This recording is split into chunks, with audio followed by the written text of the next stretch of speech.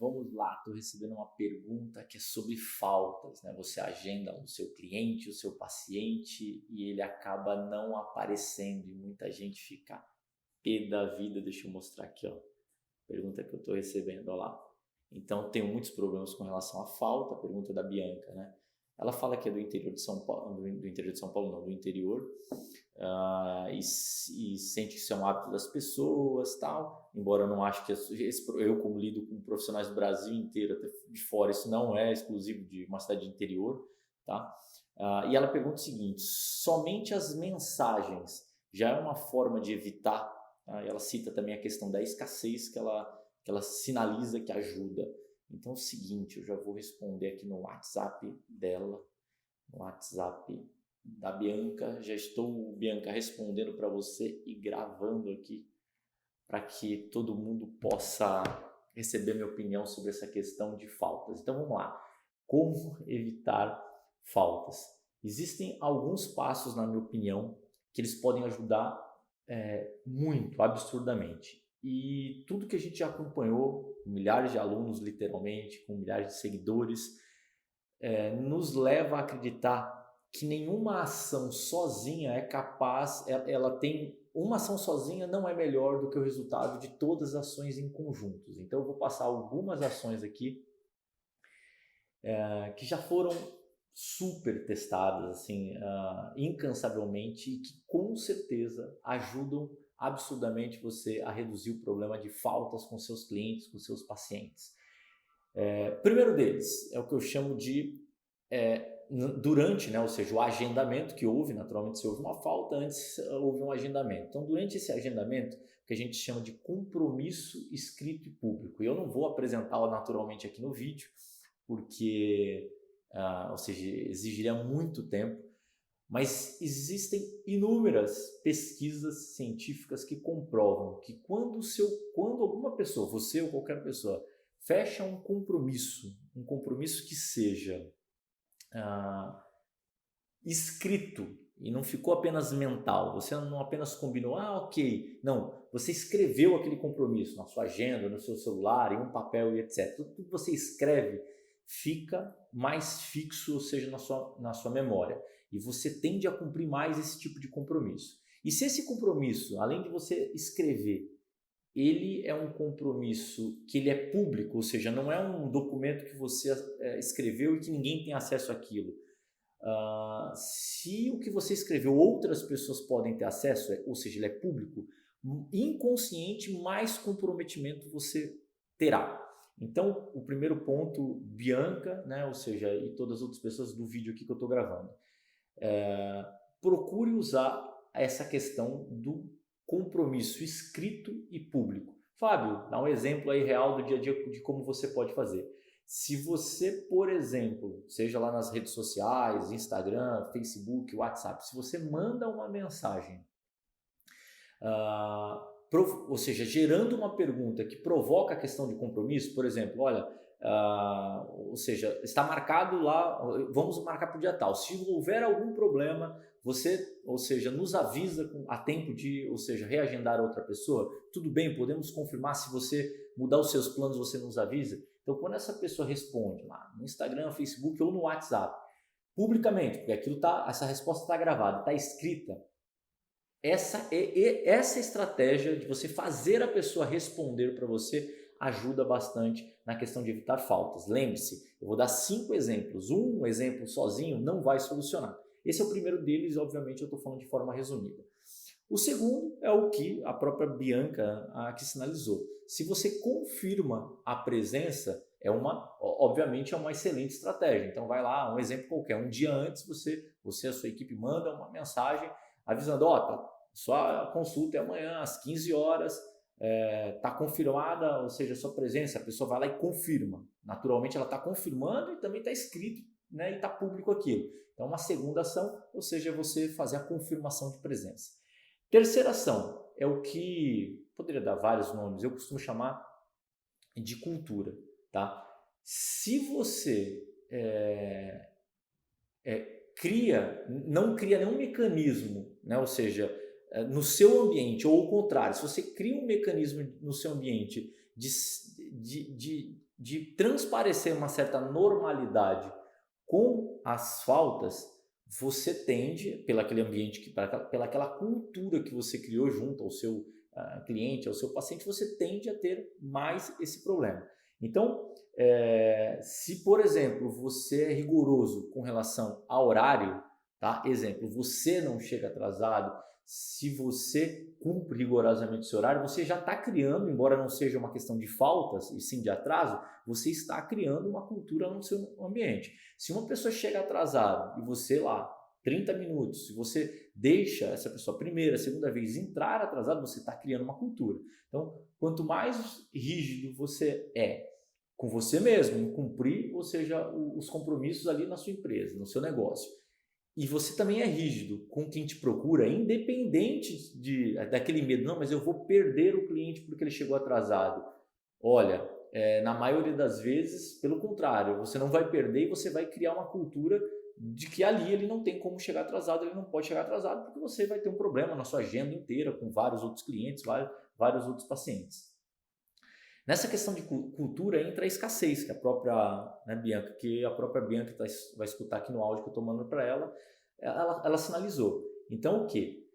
Se a pessoa atrasa e você vai lá e ela liga lá para você, manda um WhatsApp, você reagenda essa pessoa. Por exemplo, amanhã, ela faltou hoje, você agenda amanhã, depois da manhã, ou seja, 2, 3 dias, na mesma semana, em um curto espaço de tempo, ela não você está criando uma cultura, ou seja, na minha opinião, problemática, porque na verdade o que você poderia fazer? Além dessa questão da cultura, que é o quarto tópico que eu quero falar, você poderia embutir uma questão de consequência. Qual é a consequência se ela faltar? Então, quando você prioriza lá na sua agenda todos os outros clientes e pacientes primeiro, deixando para quem falta disponível só um horário muito posterior, ou seja, você se livra do medo, mas eu vou perder aquele valor daquele cliente, etc. Livre-se desse medo. Quando você joga aquilo muito para frente,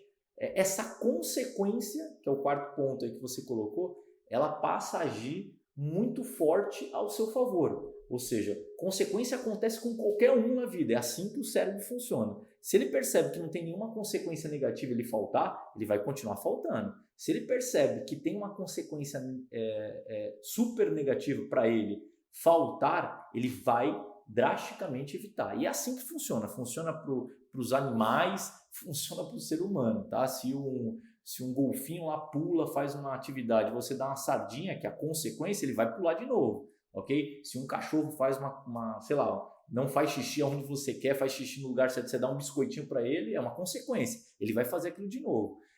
E a consequência acontece com o ser humano, o cérebro funciona da mesma maneira. Idêntico, é como se fosse um animal. Se você não dá nenhuma consequência positiva ou negativa, se ele não tem essa consequência, você vai ter um problema. Então, o quarto ponto é essa questão, ou seja, da escassez, de você ter alguma consequência.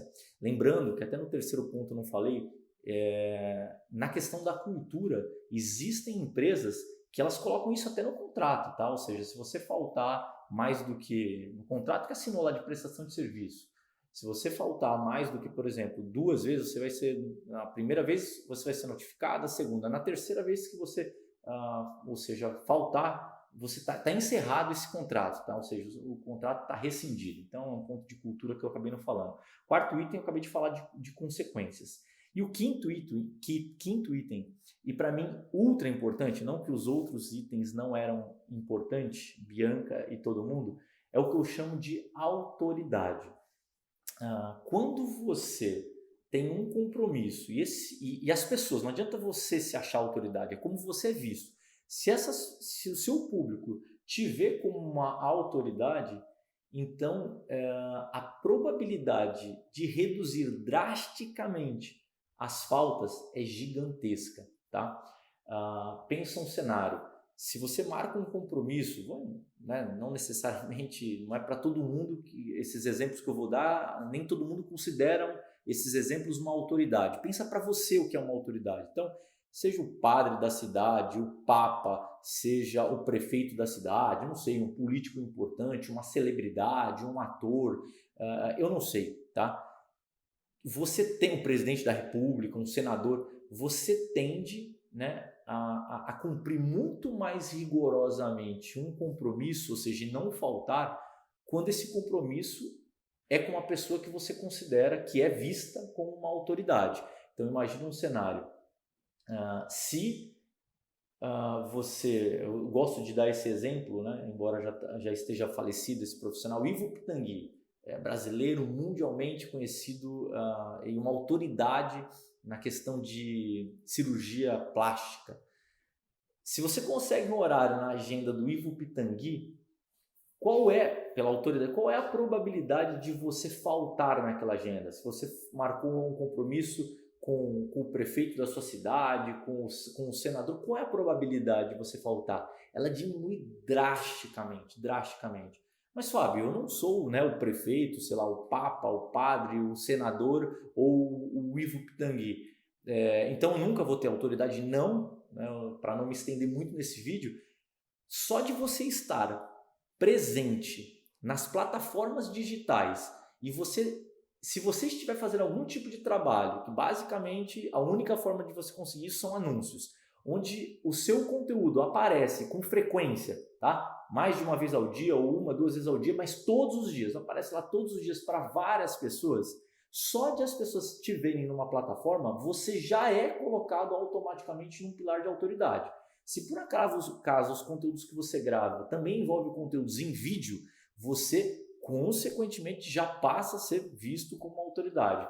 Várias questões de autoridade, existem várias estratégias para autoridade. Então, para aquele público que trabalha, por exemplo, com saúde, às vezes só o título que ele tem já é uma autoridade. Então, para os dentistas, é o caso da Bianca, só essa questão já é uma autoridade, porque o doutora, né, ou seja, Bianca, isso já é uma autoridade para o médico e assim por diante. Existem vários aspectos de autoridade, inclusive a roupa que você usa, a sua aparência impacta, eu já dei vários exemplos de pesquisas científicas, impactam na sua autoridade, ou seja, a roupa que você usa está impactando nisso. Então, alguns exemplos reais, práticos, que tem impacto em você evitar as faltas.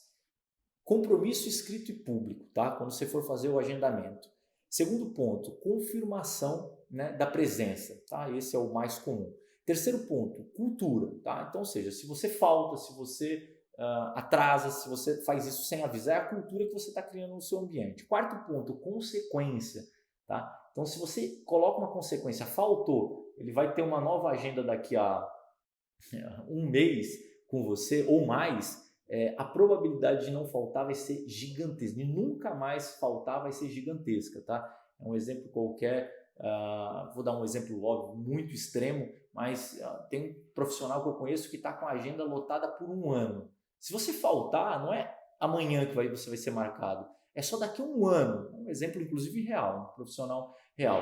Você não vai faltar, então consequências. E quinto ponto, autoridade. Se você faz algumas estratégias de autoridade, eu citei algumas aqui, a probabilidade de alguém faltar com você, ela vai diminuir drasticamente. Então, para finalizar aqui com você, Bianca, esses são os 5 pontos.